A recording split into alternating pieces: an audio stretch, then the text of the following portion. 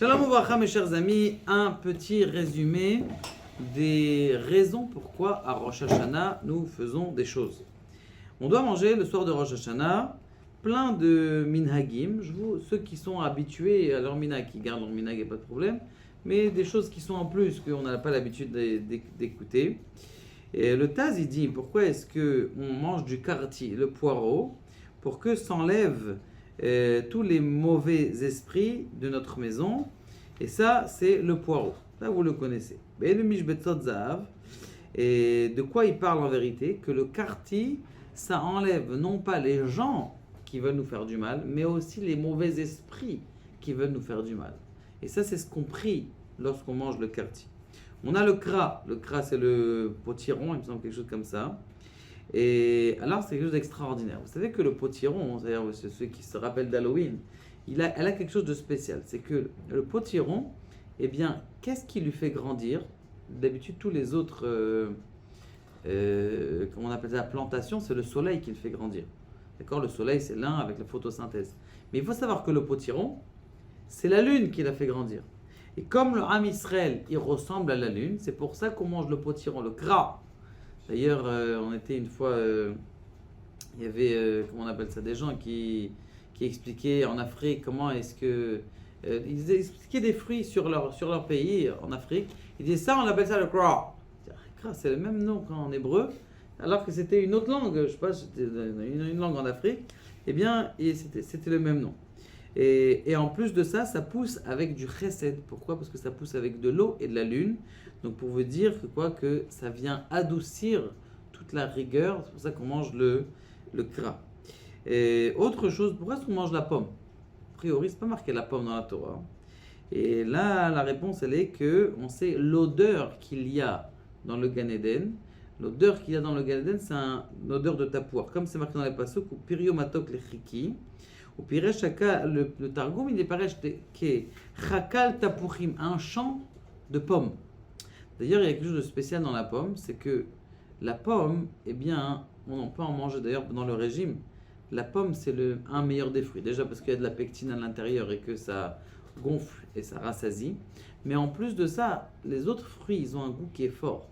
Alors que la pomme, c'est un goût qui est, comment on appelle ça, mitigé, un goût qui est middle. Donc pour nous apprendre que dans la vie d'un homme, un homme il doit avoir, comment on appelle ça, un certain équilibre. Et il y a le Rashbesh aussi, il dit quelque chose d'intéressant. Il dit que les pommes, c'est bon pour le cœur.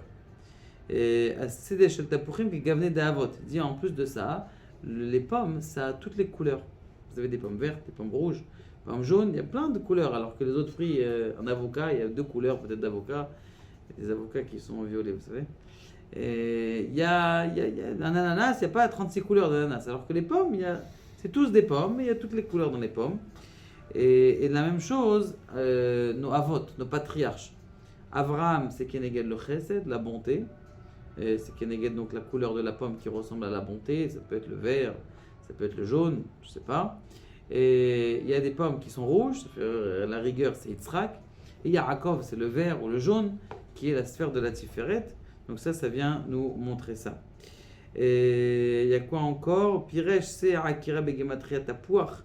Il dit que le C de la Hakeda, comment on appelle ça, le bélier, eh bien quelque chose d'extraordinaire, c'est que c'est la même valeur numérique que le mot Tapuach. Donc ça veut dire que dans la Tapuach, il y a aussi donc toute la bénégation de Yitzhak qui s'est donnée en sacrifice à Dieu. Autre chose, il dit que chez Avraham Yitzhak, Begematria Partsouf, chez Nikma, à part Aliédé Tsouf Dvash. Partsouf, c'est quoi? Partsouf, c'est un visage. Mais par, c'est quoi? À part Aliédé Tsouf. À part, c'est la rigueur. Comme on sait, le taureau, c'est tout ce qui est la rigueur.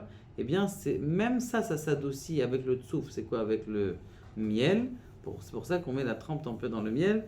Donc Avraham et Yitzhak, Gematria Partsouf, et Partsouf c'est s'adoucir le miel. Donc ça c'est, comment on appelle ça, l'explication de pourquoi est-ce qu'on trempe la trempe dans le miel. Encore une autre fois, une autre explication qui est marquée dans le Sefer Shem Olam, dans le Sefer Eitzraim, qu'on sait qu'il y a 5 rigueurs. Et 5 rigueurs, c'est par. 5 rigueurs, ça fait référence au Man Separ, toutes les lettres qui sont des sophiotes, Kaf Sophite, toutes ces lettres qui sont la fin des lettres. Et on sait aussi que le shofar, c'est quoi shofar? Ça fait référence à adoucir le miel. Et on sait que la valeur numérique de dvash, c'est chaud, donc shofar. Donc dans la pomme, il y a aussi ce inyan là du shofar. Donc dans la pomme, il y a plein de remazim. Et le remez, l'allusion au shofar, et l'allusion du bélier de Yitzhak. Et donc c'est pour ça qu'on mange la pomme à Rosh Hashanah en vous souhaitant Be'ezrat Hashem Shana Tova Umetuka, douce comme le miel. Baruch Adonai, l'Olam Amen.